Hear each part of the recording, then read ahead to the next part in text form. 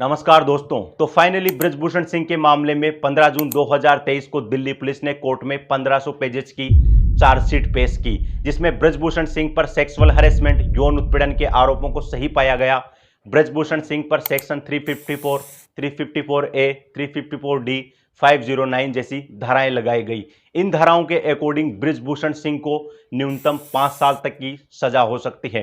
हालांकि पुलिस ने यह चार्जशीट अभी तक पब्लिक नहीं की, लेकिन इंडियन एक्सप्रेस की इन्वेस्टिगेशन के मुताबिक ये सब तथ्य निकल करके सामने आए।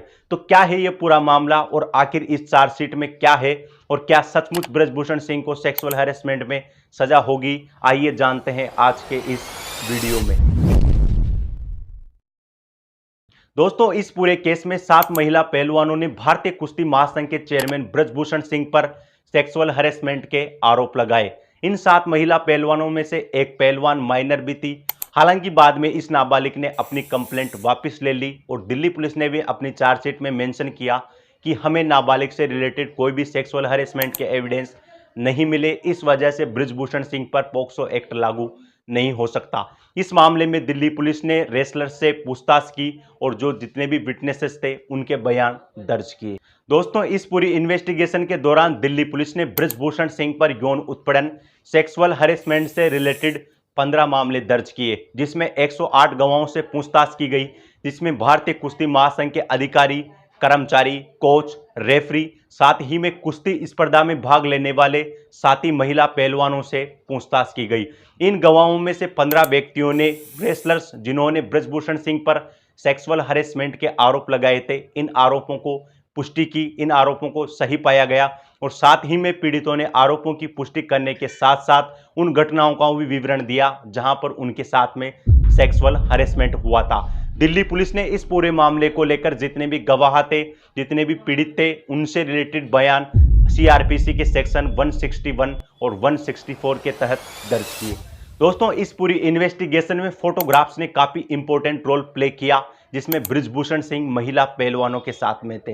दोस्तों, पीड़ितों ने अपने बयान में दिल्ली पुलिस की चार्जशीट में क्या कहा, ये मैं ओपनली वीडियो में नहीं बता सकता, लेकिन अगर आप लोगों को ये सब पढ़ना है कि उन्होंने अपने बयान में क्या कहा, तो मैं इंडियन एक्सप्रेस के इन्वेस्टिगेशन रिपोर्ट की लिंक अपने डिस्क्रिप्शन में डाल दूंगा। वहां जाकर के आप पूरी रिपोर्ट पढ़ सकते हैं कि रेसलर्स ने क्या क्या आरोप लगाए, क्या क्या उनने इसके लिए विटनेसेस दिए।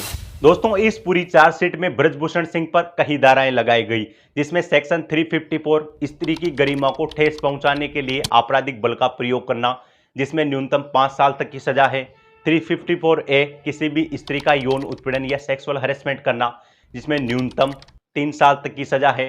354D किसी भी स्त्री का पीछा करना, चाहे वो फिजिकल रूप से हो चाहे मोबाइल के थ्रू हो, और 509 एक किसी भी को भी आपराधिक रूप से धमकी देना। अगर इन सभी धाराओं में ब्रजभूषण सिंह पर केस बनता है और पुलिस इन सभी चार्जशीट पर कोर्ट सुनवाई करता है, तो ब्रजभूषण सिंह को मिनिमम 5 साल तक की सजा होना लगभग तय है। दोस्तों, ऐसा नहीं है कि इस मामले में पहली बार जांच दिल्ली पुलिस ने की हो।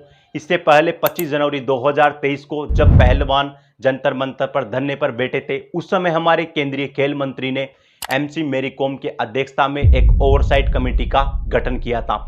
इस कमेटी ने अप्रैल 2023 में अपनी रिपोर्ट दी और इस रिपोर्ट में इस कमेटी ने कुछ की पॉइंट्स को हाईलाइट किया, जिसमें स्ट्रक्चरल प्रॉब्लम होना बताया। पहला, इसमें कहा गया कि हमारे स्ट्रक्चर में बहुत सारी प्रॉब्लम है। जो कुश्ती महासंघ है उसके अंदर एक कंप्लेंट अथॉरिटी का ना होना, ये सब प्रॉब्लम्स को इस कमेटी ने एड्रेस किया। लेकिन दोस्तों, इस कमेटी ने सेक्सुअल हैरेसमेंट जो कि महिला पहलवानों के साथ में हुआ था, इस तरह के पॉइंट को इग्नोर की कर दिया। इस वजह से इस कमेटी की सत्यता पर काफी सवाल खड़े किए गए। यानी यह कमेटी ब्रजभूषण सिंह को बचाने की कोशिश कर रही थी, जिसकी अध्यक्ष खुद एक महिला एमसी मेरी कॉम थी। दोस्तों, इस पूरे मामले को लेकर कई मेजर सवाल खड़े होते हैं, जिसमें पहला सवाल खड़ा होता है कि सरकार खेल संगठनों का चेयरमैन किसी स्पोर्ट्स पर्सन को ना बना करके पॉलिटिशियन को बनाते हैं, जिन्हें खेलों से रिलेटेड कोई भी एक्सपीरियंस नहीं होता। जैसे WFI यानी भारतीय कुश्ती महासंघ के अध्यक्ष के रूप में भारतीय जनता पार्टी के MP ब्रजभूषण सिंह को 12 साल तक चेयरमैन बनाए रखना।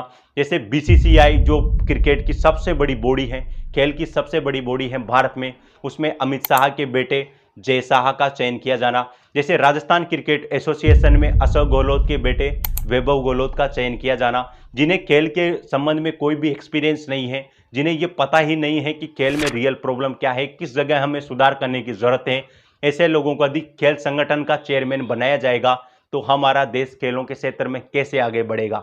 दोस्तों, जब सरकार किसी भी तरह का कोई चुनाव होता है, कोई भी सरकार का पसंदीदा व्यक्ति उन्हें अच्छे वोट्स दिला सकता है। अब सरकार सभी लोगों को मंत्री तो बना नहीं सकती, इस वजह से सरकार इन लोगों को ऐसे खेल संगठनों में टूंस रही है। वहां पर उनको गाड़ी मिलती है, वहां पर उनको बंगलो मिलता है, एक दो ड्राइवर मिलते हैं, इस तरीके से उनको मंत्री जैसा पद देने और उनको सेटिस्फाई करने के लिए उन्हें खेल संगठनों में भेज दिया जाता है, जिसका दुष्परिणाम हमें देखने को मिलता है। दूसरा सवाल खड़ा होता है, why BJP is taking no action against Brijbhushan Singh after long time protest, Narendra Modi doesn't speak a single word. BJP Brijbhushan Singh को बचाना क्यों चाहती है, बीजेपी ब्रिजभूषण सिंह का इस्तीफा क्यों नहीं लेती। ऐसा नहीं है कि ब्रिजभूषण सिंह पर कोई छोटे मोटे आरोप लगे हैं कि क्या किसी प्लेयर की उनसे नाराजगी है या फिर किसी भी तरह का और स्ट्रक्चरल प्रॉब्लम, उनके खिलाफ आरोप लगे हैं यौन उत्पीड़न के, सेक्सुअल हरेसमेंट के, WFI के ऑफिस में, और ये इतना कोग्जिनेबल, इतना संज्ञेय अपराध है जिसमें किसी भी पार्टी या फिर किसी भी देश या किसी भी बॉडी में उस व्यक्ति को इस्तीफा देना तो जरूरी हो जाता है। तीसरा सवाल खड़ा होता है इस मामले में दिल्ली पुलिस में। दोस्तों, जब से ये केस हुआ है, दिल्ली पुलिस की भूमिका इस पूरे मामले में काफी संदिग्ध रही है। सबसे पहले तो दिल्ली पुलिस ने इन पहलवानों की FIR दर्ज नहीं की, और FIR भी तब दर्ज की जब सुप्रीम कोर्ट ने इनको फटकार लगाई।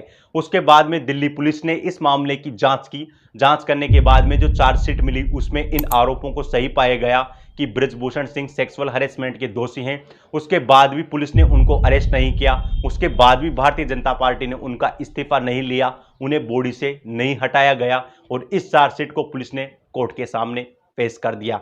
लेकिन दोस्तों, जिस भी इस तरह के यौन उत्पीड़न, सेक्सुअल हरेसमेंट, रेप जैसे जो मामले होते हैं, ये कोग्निजेबल ऑफेंस होते हैं, संज्ञेय अपराध होते हैं, और इनमें पुलिस बिना कोर्ट के वारंट के भी व्यक्ति को गिरफ्तार कर सकती है। लेकिन पुलिस ने अभी तक ब्रिजभूषण सिंह को अरेस्ट नहीं किया। तो दोस्तों, ये था पूरा मामला ब्रिजभूषण सिंह का। चार्जशीट में क्या था, हालांकि अभी पुलिस ने चार्जशीट को पब्लिकली नहीं किया है, लेकिन इंडियन एक्सप्रेस की जो टीम थी जिन्होंने चार्जशीट की इन्वेस्टिगेशन की, उस इन्वेस्टिगेशन में ये सभी की पॉइंट्स निकल करके आए जो कि ब्रिजभूषण सिंह को सेक्सुअल हरेसमेंट का दोषी बताते हैं। तो दोस्तों, ये चर्चा यही समाप्त होती है। आप सभी लोगों को ये वीडियो कैसा लगा हमारे कमेंट करके जरूर बताएं, और अगर आप लोगों को हमारा काम पसंद आता है तो हमारे चैनल को सब्सक्राइब करें। आप सभी लोगों का इस चर्चा में जुड़ने के लिए बहुत बहुत धन्यवाद। Thank you.